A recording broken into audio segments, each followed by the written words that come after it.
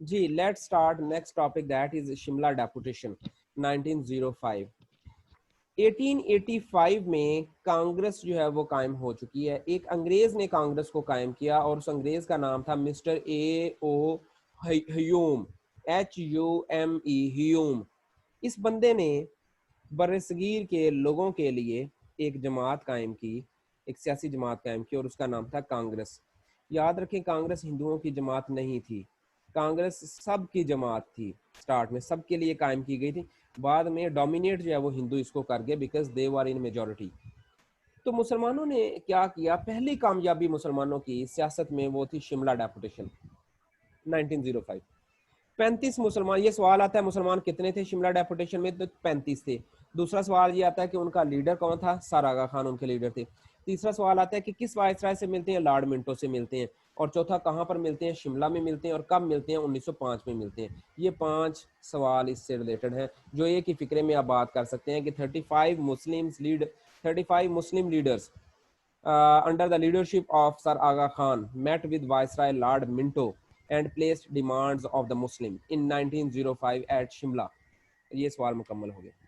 This was a very successful visit. یہ successful کیوں تھا, کیونکہ انہوں نے جو پارٹیشن جو ڈیمانڈز رکھیں اس میں سے زیادہ تر ڈیمانڈز جو ہیں وہ ان کو مان لیا گیا اور کچھ کو بعد میں مان لیا گیا.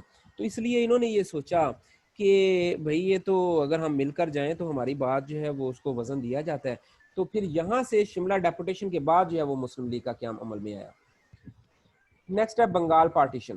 دیکھیں 1905 میں بنگال کو جو آج کل بنگلہ دیش کہلاتا ہے, جو پاکستان کا پہلے حصہ تھا جس کو کہتے تھے ایسٹرن پاکستان, اور جہاں پر ہم ابھی رہ رہے ہیں یہ تھا ویسٹرن پاکستان. تو ایسٹرن پاکستان یا بنگال جو ہے یہ بہت بڑا ایک صوبہ تھا. اس کو ایڈمنسٹریٹو پوائنٹ آف ویو سے 2 حصوں میں تقسیم کر دیا گیا. جب 2 حصوں میں تقسیم کیا تو ایک پھر مشرقی بنگال بن گیا اور ایک مغربی بنگال بن گیا. تو مشرقی بنگال میں مسلمانوں کی اکثریت ہو گئی اور مغربی بنگال میں ہندوؤں کی. تو مسلمانوں نے کچھ سکون کا سانس لیا کہ ہندوؤں سے جان چھوٹی اور تھوڑا سا ترقی ان کی ہونی شروع ہو گئی. تو یہ چیز ہندوؤں کو پسند نہیں آئی اور انہوں نے بنگال پارٹیشن کے خلاف جو ہے وہ مظاہرے جو ہے وہ سٹارٹ کر دیے. اور 1911 میں دوبارہ سے بنگال کو اکٹھا کر دیا گیا اور یونائٹڈ بنگال پھر سے بنا دیا گیا due to the protest of the Hindus. تو اب آپ نے اس میں یاد رکھنا ہے, نمبر 1 یہ کیوں کیا گیا, ایڈمنسٹریٹو ریزنز کی بنیاد پر. نمبر 2 کب کیا, 1905 میں. نمبر 3 اس کی انلمنٹ کب ہوئی, یہ سوال آتا ہے انلڈ کب کیا گیا, تو 1911 میں. جی نیکسٹ ہے 1906 مسلم لیگ کا قیام ڈھاکہ میں 30 دسمبر 1906 میں. یہ جو ہماری ہے علی گڑھ تحریک, ان کا جو ہے وہ اجلاس منعقد ہوا اور وہاں پر مسلم لیگ کے قیام کا اعلان کر دیا گیا.